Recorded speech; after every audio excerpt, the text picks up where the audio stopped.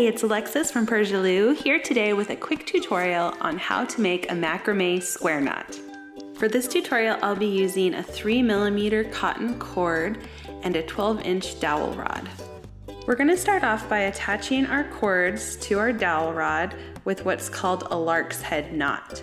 First, you're going to take a long piece of cord and fold it in half. Then take the folded end of your cord, loop it around to the back side of the dowel, and then pull the tails through. Pull to tighten. You're going to do this again with each cord. Put the folded end around the back, pull the tails through your loop, and tighten. Repeat until you have all of your cords attached. And we're ready to knot. The square knot uses 4 strands, so we're going to take 2 adjacent knots to get 4 strands to work with.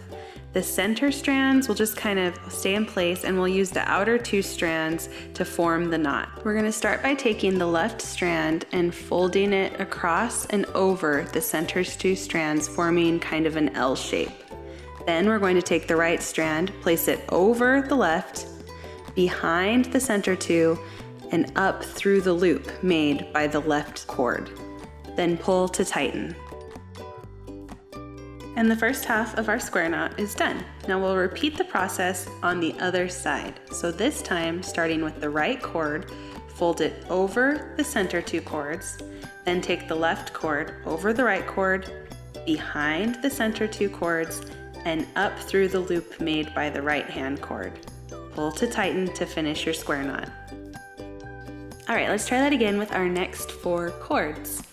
So again, we're going to start with the left strand and fold it over our center 2 strands.